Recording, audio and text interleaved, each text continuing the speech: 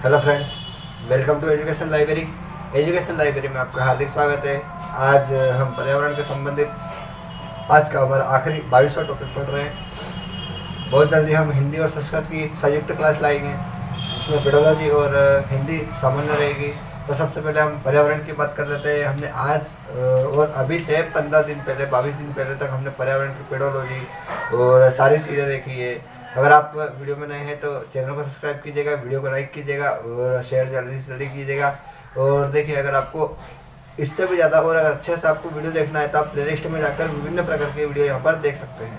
तो ज़्यादा हम देर नहीं करते हैं, वीडियो छोटा सा है तो वीडियो के अंत तक बने रहेगा और आशा करता हूँ कि आपको ये वीडियो पसंद आएगा और इसमें आप कुछ ना कुछ अच्छा नया सीख पाएंगे।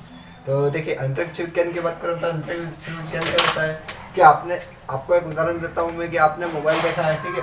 तो मोबाइल के अंदर आप एक मैप देखते हो, मैप में आप पृथ्वी का सैटेलाइट या फिर मैप नॉर्मल तरीके से आता है वो देखते हैं, गूगल मैप जो बोलते हैं हम, तो उस तरीके से देखते हैं। तो आप गूगल अर्थ के नाम से आप सर्च करिएगा, ठीक है।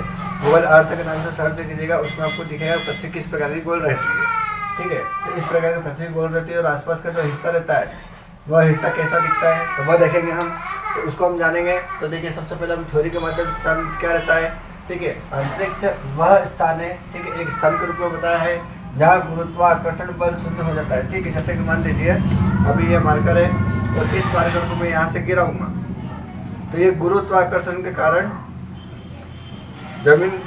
गुरुत्वाकर्षण जमीन की तरफ रहता है वहाँ पर नीचे चला जाएगा, परंतु जो अंतरिक्ष रहता है वहाँ पर क्या रहता है, गुरुत्वाकर्षण कम रहता है, तो वहाँ पर ये पेन वहाँ पर हवा में तैरेगा, ठीक है। हवा में मतलब उल्टा पुल्टा होगा, ठीक है। जैसे इस प्रकार से हो सकता है, इस प्रकार का हो सकता है, मतलब इस प्रकार से ये घूम सकता है, परंतु यहाँ गुरुत्वाकर्षण है तो यहाँ पर ये नीचे गिर जाएगा। तो इस प्रकार का यहाँ पर शून्य हो जाता है, मतलब वायुमंडल का प्रभाव कम रहता है। मतलब जो वायुमंडल रहता है, जैसे कि हमारे पास ऑक्सीजन है, कार्बन है, ठीक है, इस प्रकार की जो गैसें रहती है वहाँ पर जाकर कम हो जाती है। अंतरिक्ष अध्ययन अंतरिक्ष विज्ञान कहलाता है, ठीक है। इस बारे में अगर हम जो अध्ययन करते हैं, विभिन्न प्रकार की जानकारी इकट्ठा करते हैं, तो उसको अध्ययन को हम विज्ञान के रूप में कह सकते हैं, ठीक है। अब देखिए, जो विश्व में देश हमारा जो संपूर्ण विश्व में, उसमें अगर देखें हम तो यहाँ पर 72 देश अंतरिक्ष विज्ञान में कार्यरत है, ठीक है। कुछ ना कुछ सीखने के लिए यहाँ पर विश्व के 72 देश यहाँ पर कार्य कर सकते हैं, मतलब कर रहे हैं। अब अंतरिक्ष प्रक्षेपण दक्षता की अगर बात करें तो इसमें कितने हैं, तो आपके इसमें 14 देश यहाँ पर करते हैं, परंतु ये किसी न किसी के सहयोग लेते रहते हैं, ठीक है। जैसे कि मान लीजिए मैंने कार्य किया तो मैंने किसी से सहयोग लिया क्योंकि मेरे पास साधन नहीं है पूरे, ठीक है। तो इस प्रकार से 14 देश यहाँ पर करते हैं, परंतु संपूर्ण दक्षता, ठीक है, मतलब यहाँ पर उड़ान भरने के लिए, रॉकेट को उड़ाने के लिए, यहाँ पर प्रक्षेपण करने के लिए यहाँ पर संपूर्ण दक्षता रहती है वह 6 देशों के पास में यहाँ पर उपस्थित है, ठीक है। अब आइए हम जो 6 देश है उनको देख लेते हैं बारीकी से कि कहाँ कौन से देश है, ठीक है। तो यहाँ पर हमने शॉर्टकट के रूप में ले लिया गया है। तो देखिए, यहाँ पर देखो CNSA आपको दिख रहा है, तो इसका फुल फॉर्म क्या है, इसमें चाइना नेशनल, ठीक है, सी से चाइना करेंगे आप, डायरेक्ट एक ही वर्ड याद रखना है आपको, सी से चाइना याद रखना, चाइना नेशनल स्पेस एडमिनिस्ट्रेशन है, ठीक है। अब ESA की बात करें तो ESA क्या है, यूरोपियन स्पेस एजेंसी है, ठीक है। अब देखो इसरो की बात करें तो इसरो का, देखिए हमारे भारत देश की बात हो रही है तो इसका क्या है, इसरो का इसका है भारतीय अंतरिक्ष अनुसंधान संगठन, ठीक है, इस प्रकार से है। अब JAXA इसका क्या है, तो इसका है Japan air space exploration agency, ठीक। अब नासा की बात करें तो नासा की क्या रहेगी, तो नासा का फुल फॉर्म है national aeronautics and space administration, ठीक है, इस प्रकार से रहता है। और RFSA की बात करें तो यह है रशियन फेडरल स्पेस एजेंसी, ठीक है। अब देखिए इसको इसका यहाँ पर अगर हम डिटेल में जान लेते हैं, इसको RFSA को तो राजकाश मास है, ठीक है, राजकाश मास, ठीक। अब देखिए क्या होता है इसमें हम देख लेते हैं। यह 1931 में सर्वप्रथम इसका स्थापना हुई थी, परंतु 1992 में सोवियत संघ ने इसको अधिकार में ले लिया था। तो इस प्रकार से यहाँ पर हमने विभिन्न देशों के यहाँ पर जानकारी हमने इकट्ठा कर ली है कि विभिन्न देश के यहाँ पर इस प्रकार से कार्य करते हैं, ठीक है। अब भारत देश की बात करूँ तो भारत देश में जो इसरो है, ठीक है, उसके अभी वर्तमान में अगर अध्यक्ष है तो K. शिवन है, इतना हमको पता होना चाहिए, ठीक है। अब उसके बारे में बारीकी से जान लेते हैं। देखिए जो वैज्ञानिक कार्यरत है शुरू से लेकर आखिर तक, तो उसके बारे में देख लेते हैं हम। तो कौन कौन थे? तो देखिए जो विक्रम साराभाई थे, ठीक है। तो देखिए सबसे पहले हम इसरो को अगर बारीकी से जाना तो किस प्रकार से देख सकते हैं, तो देखिए मैं बताता हूँ। इसका नाम पूरा है भारतीय अनुसंधान, ठीक है, भारतीय अनुसंधान, सॉरी इसका तो इसरो का पूरा नाम है भारतीय अंतरिक्ष अनुसंधान केंद्र, यह पूरा नाम है। अब देखिए इसकी स्थापना की बात करें तो इसकी स्थापना कब हुई थी, तो ये देख लेते हैं हम। इसकी स्थापना यहाँ पर विक्रम साराभाई ने, ठीक है, यहाँ पर लिख लेते हैं विक्रम साराभाई ने, ठीक है, विसाभा, शॉर्टकट नाम है विसाभा, इस प्रकार से याद रख सकते हैं विसाभा। एक की रख लेते हैं हम कि इसके जो प्रेरणा स्रोत है, मतलब इसकी स्थापना किसने की थी, अध्यक्ष कौन थे, तो ये विक्रम साराभाई थे। और कब की थी तब उसको देख लेते हैं, यह 1969 में की गई थी, ठीक है, स्थापना की बात हो रही है।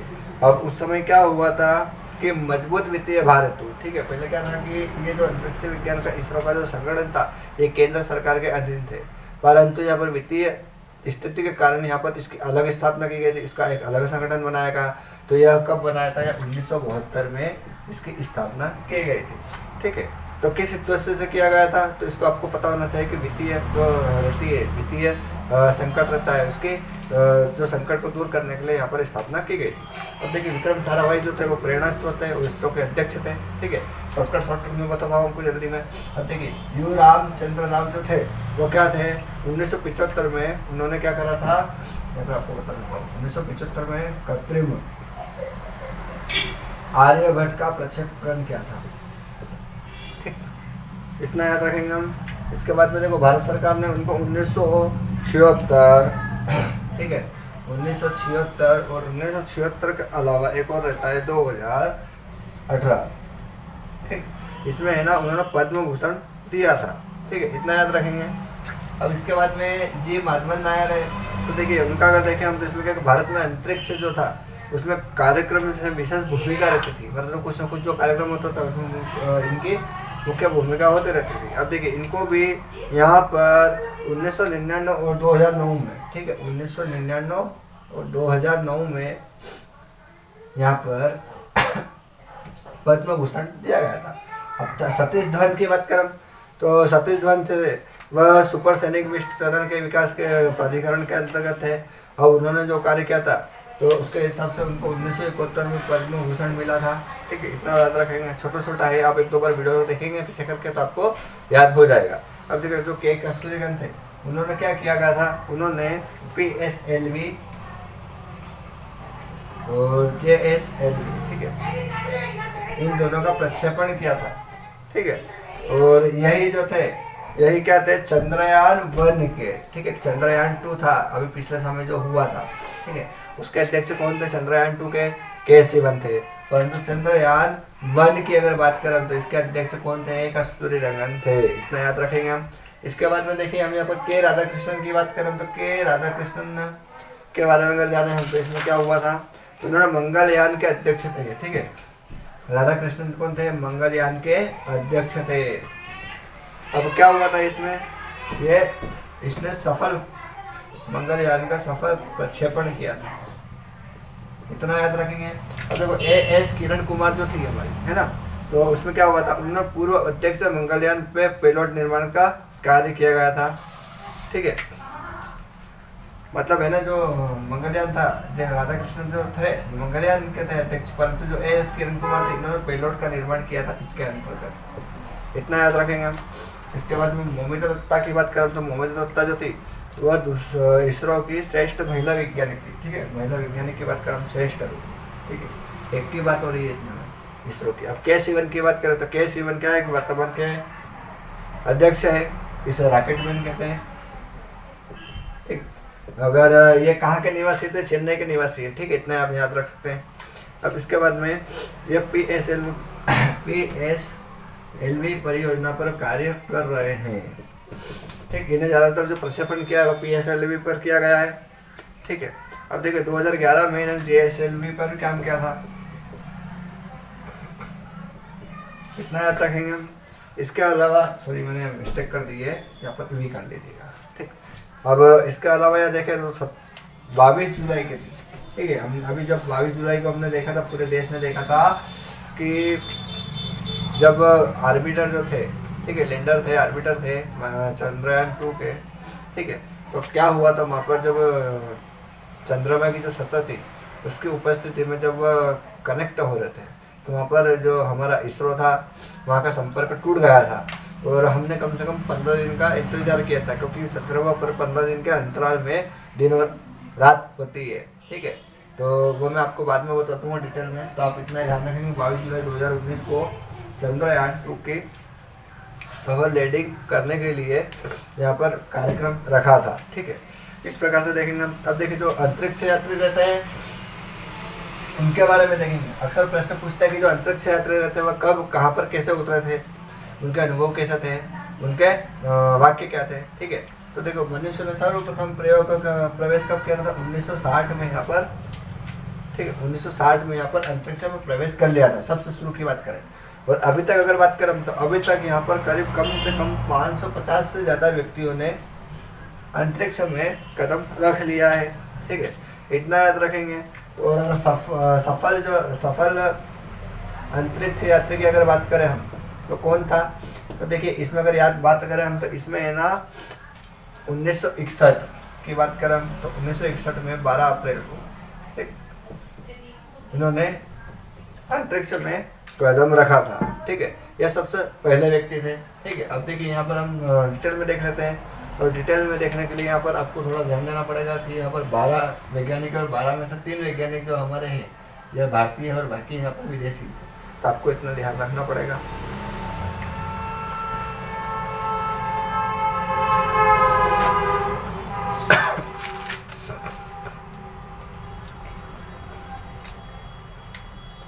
यूरी गागरिन की बात कर लेते हैं।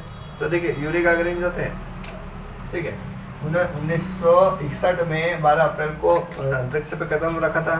अब देखो इन्होंने क्या करा था कि जो पृथ्वी का चक्कर लगाया था, ठीक है, अंतरिक्ष में पहुंचे थे और पृथ्वी कम से कम उन्होंने पहले यात्री थे जो अंतरिक्ष का जो पृथ्वी रहती है हमारे उसका चक्कर लगाया था। इसके अलावा बात करें तो इसने भारहीनता का अनुभव किया था, ठीक है, मतलब जैसा कि अपना शरीर अभी अपने को वजन लगता है कि हाँ परंतु हम भारहीन हो जाते हैं, है ना, क्योंकि गुरुत्वाकर्षण जो रहता है उसके कारण हुआ था। अब इन्होंने चर्चा ऐसी की थी कि वापसी के समय सोवियत संघ का राष्ट्रगान गुनगुनाया था वहाँ पर अंतरिक्ष में, इतना आपको पता होना चाहिए, ठीक है। रूस में प्रचलित अंतरिक्ष प्रवेश करते हुए कहा था कि there is no any god in space, ठीक है, इतना याद रखेंगे हम। अब नील आर्मस्ट्रांग की बात करें तो नील आर्मस्ट्रांग और यूरी गागरिन ये दोनों साथ में ही उतरे थे, ठीक है। अब देखिए इसकी अगर बात करें तो चंद्र पर पहले कदम रखने वाले व्यक्ति थे, ठीक है, इन्होंने अपोलो 11 के अभियान में हिस्सा लिया था, ठीक है, इतना याद रखेंगे हम। इसके अलावा देखिए हम यहाँ पर देखेंगे कि नासा द्वारा तैयार योजना के अनुसार नील आर्मस्ट्रांग को चंद्र पर 2.5 घंटे रुकना था, मतलब जो इनका यहाँ पर कार्यक्रम था वह 2.5 घंटे का था, परंतु क्या हुआ था कि 2.5 घंटे से ज़्यादा करीब कितने घंटे आपको ये आज पता होना चाहिए कि 2.5 घंटे से अगर ज़्यादा तो इसमें है ना अधिक समय बिताया था। चंद्रमा पर उतरने के समय जो शब्द थे that's one small step of a man one giant leap for mankind, इस प्रकार के यहाँ पर इनका वाक्य था। अब एलन शेफर्ड की बात करें तो एलन शेफर्ड थे, वह पहले अमेरिकी नागरिक थे, ठीक है, जिन्होंने अंतरिक्ष में प्रवेश किया था और इन्होंने 1961 में चंद्रमा और 1971 पर भ्रमण किया था। प्रोजेक्ट क्या था, मरकरी तहत नासा के अभियान का हिस्सा था। अब देखिए एलन शेफर्ड ने चंद्रमा की सतह पर 2 गोल्फ गेंदों को उछाला था, उन्होंने क्या कहा था, मिल एंड मिल, मतलब मिल और मिल। अब वेलेंटिना तेरेकोसोवा की बात करें तो रूस की प्रथम महिला थी यह, जिन्होंने 6 जून 1963 को वहाँ पर प्रवेश किया था। 3 दिनों की यात्रा के दौरान उन्होंने पृथ्वी के 48 चक्कर लगाया था, ठीक है, सबसे ज़्यादा, और विश्व का कीर्तिमान बनाया था। अंतरिक्ष यात्रा के दौरान उन्होंने असहजता महसूस की थी, परंतु बाद में उन्होंने वहाँ के वातावरण में समायोजन करने के बाद में उन्होंने वहाँ की जो फोटो रहती है वह पहुँचाई थी खींचकर, ठीक है। स्टार्क केली की बात करें तो स्टार्क केली जो थे हमारे, ठीक है, स्टार्क केली जो थे हमारे वह थे स्टार्क अंतरिक्ष यात्री थे, उन्होंने अंतरिक्ष स्टेशन में 1 वर्ष तक रहने का अनुभव किया था, ठीक है। 8 जनवरी 2016 को स्टार्क केली ने अमेरिकी टेलीविजन कार्यक्रम के लिए अंतरिक्ष से थैंक यू नोट भेजा था, अब बात करें कार्लजी हेविजे, तो देखिए इन्होंने नासा के अपोलो 15 के अभियान में हिस्सा लिया था। यह सफल वैज्ञानिक के रूप में माना जाता है। 1977 तथा 1985 में अंतरिक्ष में गए थे। इन्होंने 126 चक्कर लगाने के बाद 13 महत्वपूर्ण अनुसंधान निष्कर्ष किए गए थे। अब देखिए यहाँ पर अगला देखें हम, गेरेमान तितोव थे, ठीक। तो इनकी बात करें हम, तो इन्होंने रूस के अंतरिक्ष यात्री 6 अगस्त 1961 को अंतरिक्ष में प्रवेश किया था। यह चौथे अंतरिक्ष यात्री थे, ठीक है। यह प्रमाणित किया था कि मनुष्य अंतरिक्ष में रह सकता है और कार्य भी कर सकता है। 10 मिनट की एक फिल्म बनाई थी उन्होंने। उसके बाद में अंतरिक्ष पर वह सोए भी थे, ठीक है। इतना याद रखेंगे। हम सेली राइड की बात करें तो सेली राइड में क्या था कि अंतरिक्ष यात्री जिन्होंने वर्ष 1983 में अंतरिक्ष अभियान में हिस्सा लिया था, सबसे कम उम्र के यात्री माने जाते हैं, ठीक है। यह कम से कम इनकी उम्र जो थी वह 32 वर्ष की समथिंग थी। इन्होंने 343 घंटों पर रुकने का एक कीर्तिमान बनाया था, ठीक है। और सैटेलाइट में अंतरिक्ष स्थापित करने का उत्तरदायित्व दिया गया था। अब देखिए यहाँ पर अगला देखें, व्लादिमीर कोमारोव जो थे उसको देखें हम, तो वह अंतरिक्ष यात्री थे जिनका निधन अंतरिक्ष में हो गया था, ठीक है। सबसे पहले अगर बात करें तो जो व्लादिमीर कोमारोव है ना, कोमारोव, तो वह क्या थे, अंतरिक्ष में निधन हो गया था। एक रूसी वैज्ञानिक थे जो 1964 में वास्कोट अंतरिक्ष यान द्वारा अंतरिक्ष की यात्रा पर गए थे, ठीक है। इसमें देखेंगे हम कि 24 अप्रैल 1967 को सोयूज 1 के साथ पृथ्वी की कक्षा में आने के समय पर एक विस्फोट हुआ था धमाके के कारण। तो धमाका जो हुआ था उस कारण से उनकी मृत्यु हुई थी। अब देखिए कल्पना चावला की बात करें तो कल्पना चावला थी जो वह एक भारतीय मूल की अंतरिक्ष यात्री थी। उन्होंने कोलंबिया अंतरिक्ष यान के साथ स्पेस में प्रवेश किया था। अब देखो उनकी दूसरी अंतरिक्ष यात्रा थी, तो वह 1 जनवरी 2003 को उनका यान दुर्घटनाग्रस्त हो गया था और उनका निधन हो गया था, ठीक है। अब देखिए इन्होंने क्या कहा था कि मैं अंतरिक्ष के लिए बनी हूँ, प्रत्येक समय अंतरिक्ष के लिए जीऊँगी और प्रत्येक इसी के लिए मरूंगी, ठीक है। अब सुनीता विलियम्स की बात करें तो सुनीता विलियम्स जो थी वह नासा द्वारा भेजी गई थी और यह दूसरी महिला थी भारतीय मूल की, ठीक है। पहली महिला की बात करें तो कल्पना चावला थी। इसका निधन 1 फरवरी 2003 को हुआ था। अब सुनीता विलियम्स की बात करें तो यह 321 दिनों के लिए गई थी। उस समय क्या हुआ था, उन्होंने अंतरिक्ष में प्रवेश किया था और घर के बने समोसे खाए थे, ठीक है। और असीम शांति भी बताई थी कि असीम शांति है अंतरिक्ष में, और वहाँ पर उन्होंने भगवद गीता भी पढ़ी थी, ठीक है। इतना देखेंगे हम। अब देखो राकेश शर्मा की बात करें तो राकेश शर्मा जो थे वो पहले अंतरिक्ष यात्री थे, ठीक है। भारत के जो अंतरिक्ष यात्री थे वो पहले थे। वो विश्व के 138वें अंतरिक्ष यात्री थे। लो ऑर्बिट में स्थित होवेल स्पेस स्टेशन में उन्होंने समय व्यतीत किया, ठीक। राकेश शर्मा ने 2 अप्रैल 1984 को उड़ान भरी थी। इस दौरान तत्कालीन जो प्रधानमंत्री थे इंदिरा गांधी, ठीक है, जो इंदिरा गांधी थे, उन्होंने पूछा कि भारत अंतरिक्ष से कैसा लगता है, तो उन्होंने जवाब दिया था कि सारे जहां से अच्छा हिंदुस्तान हमारा।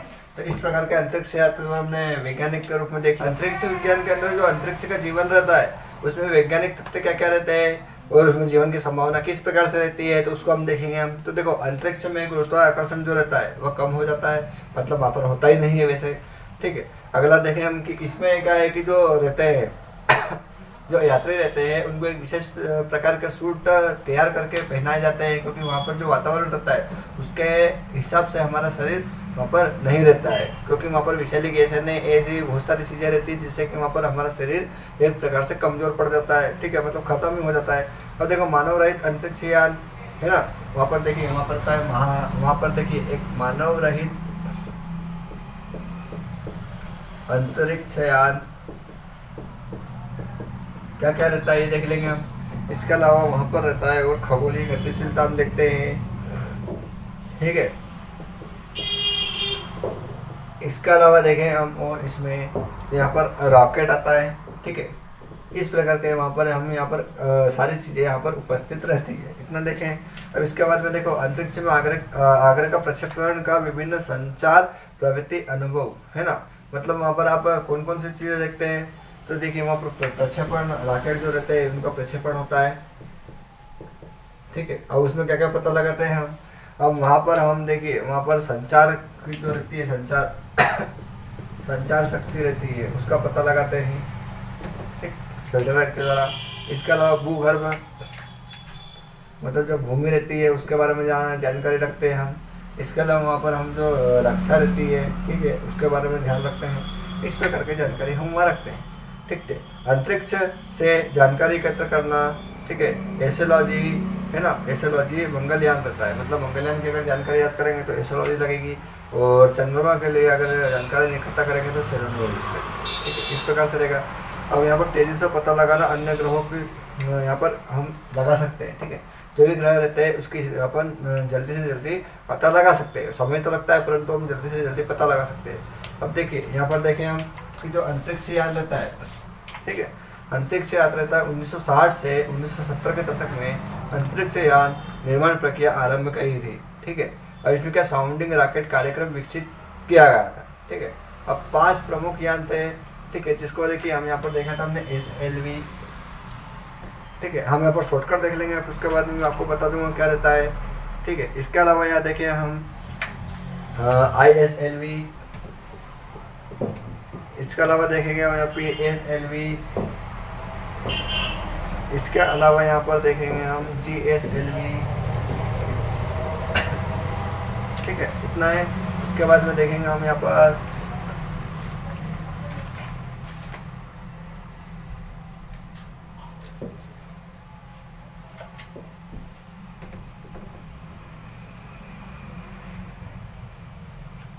अब यहाँ पर GSLV देखा है हमने, GSLV-3। देखिए इतना है। अब देखो SLV जो है, SLV को हम यहाँ पर उपग्रह प्रक्षेपण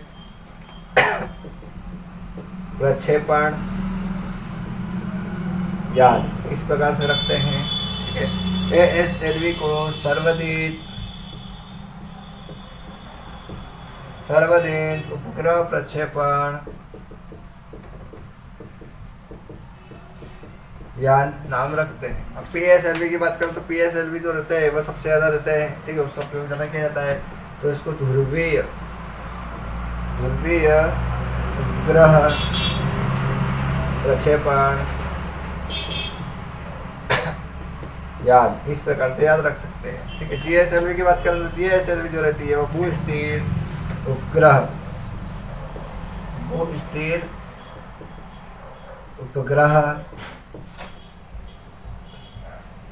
प्रक्षेपण यान इस प्रकार से याद रख सकते हैं। ठीक है, अब GSLV की बात करें तो देखिए इसके अलावा भी यहाँ देखते हैं हम कि जो भारत के अधिकांश मिशन वो जो रहते हैं ना, तो वह PSLV के रहते हैं। मैं आपको बार बार बता रहा हूँ। ठीक है, PSLV जो रहता है उससे अनुसंधान होता है, जैसे ध्रुवीय उपग्रह प्रक्षेपण यान। ठीक है, इतना याद रखेंगे। इसके बाद में 1964 में PSLV का पहला प्रक्षेपण किया था। कब किया था? 1994। ठीक है, यह याद रखेंगे हम। इसके अलावा देखिए हम भारत ने भूतुल्यकारी उपग्रह प्रक्षेपण यान के संचार उपग्रह को प्रशिक्षित किया। अब देखो GSLV की बात करें तो इसमें संचार उपग्रह जो रहते हैं ना, संचार से संबंधित उसका यहाँ पर प्रयोग किया गया था। अब देखो वर्तमान की बात करें तो वर्तमान में GSLV-3 जो रहता है, ठीक है, वह जुलाई 19 में चंद्रयान 2 को प्रक्षेपित किया था, है ना। और किसने किया था आपको पता होना चाहिए, के शिवन ने किया था। ठीक है, मैं आपको बार बार बता रहा हूँ तो आपको याद होना चाहिए। यह परीक्षा में आ सकता है क्योंकि यह लेटेस्ट प्रश्न है और 2019 का प्रश्न है ये। ठीक है, अब देखिए यहाँ पर क्या है कि अंतरिक्ष में खोज कौन कौन सी रहती है और खोज के अलावा यहाँ पर भविष्यवाणी कौन कौन सी रहती है, तो ये देखेंगे हम। देखिए यहाँ पर बताया गया है। अब देखेंगे जो अंतरिक्ष रहता है, ठीक है, अंतरिक्ष में जो खोज रहती है और जो भविष्यवाणी रहती है उसको देखेंगे हम, क्या क्या कार्य रहते हैं। ठीक है, भारत के भी इसके अंदर देखेंगे हम। तो देखिए अमेरिका जो अंतरिक्ष एजेंसी है, उन्होंने हब्बल नाम से एक टेलीस्कोप का निर्माण किया था। ठीक है, मैं यहाँ लिख देता हूँ आपको।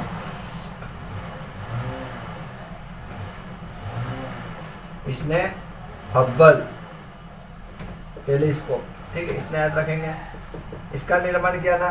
तो इसमें क्या हुआ था कि विभिन्न जो ग्रह थे, ठीक है, विभिन्न ग्रह के पता लगाना, प्रक्षेपित के बारे में पता लगाना, इतना याद रखेंगे हम। ठीक है, इसके अलावा उपग्रह जो रहते हैं उनके बारे में, उपग्रह के अलावा यहाँ पर क्षुद्र ग्रह जो रहते हैं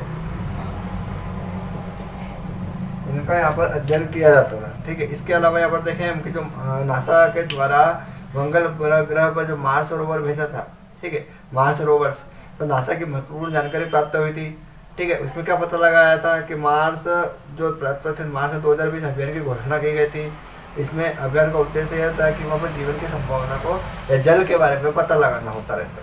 ठीक है, इस प्रकार से हम देख सकते हैं। अब नासा ने 2018 में बाहरी अंतरिक्ष की गई गैलेक्सी और गैलेक्सी के अलावा वहाँ पर तारामंडल और तारामंडल के साथ ग्रहों की खोज की थी।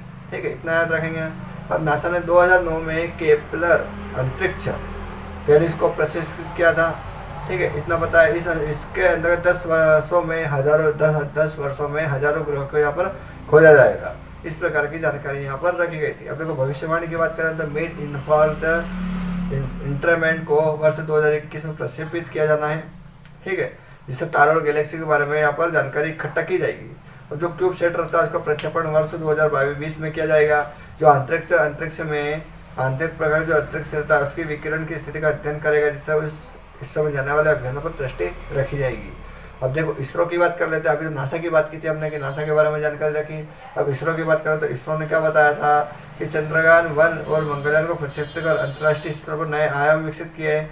इसने 2.2336 एक नए ग्रह की खोज की थी 2018 में, जिसका आकार शनि के ग्रह के बराबर है। ठीक है, इतना पता है। अब इन्होंने देखो मानव रहित बोलते हैं ना, मानव सहित जो यान भेजना है, गगनयान, उसका प्रक्षेपण किया जाना है और यह आपको 2022 के समय किया जाएगा।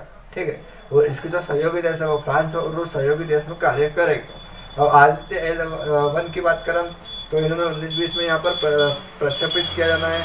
ठीक है, इसने सोलर कोरोना जो सूर्य रहता है, ठीक है, उसका अध्ययन करने के लिए यहाँ पर प्रयास होगा। ठीक है, अभी हमने देखा था कि जो सूर्य रहता है वह वहाँ पर विभिन्न प्रकार के छोटे छोटे ज्वालामुखी फटते हैं, मतलब भट्टी के रूप में, तो यह इसी के अंतर्गत किया गया था। ठीक है, जो PSLV रॉकेट के माध्यम से प्रक्षेपित किया जाता है। अगर इसरो की बात करें तो इसरो ने PSLV के माध्यम से सबसे ज़्यादा यहाँ पर प्रक्षेपित किया है।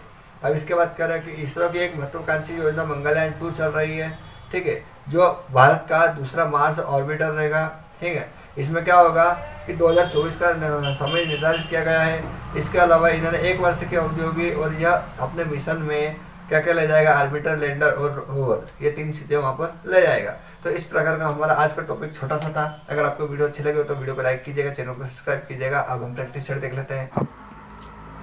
आइए प्रैक्टिस सेट देख लेते हैं। प्रैक्टिस सेट में पहला प्रश्न है यहाँ पर कि national aeronautics and space administration NASA NASA किस देश की सरकारी अंतरिक्ष एजेंसी है? अमेरिका, चीन, भारत, न्यूजीलैंड। तो कौन सी है? तो देखिए हमने नासा की अगर बात करें तो नासा जो है हमारा अमेरिका का है, तो आपको इतना पता होना चाहिए।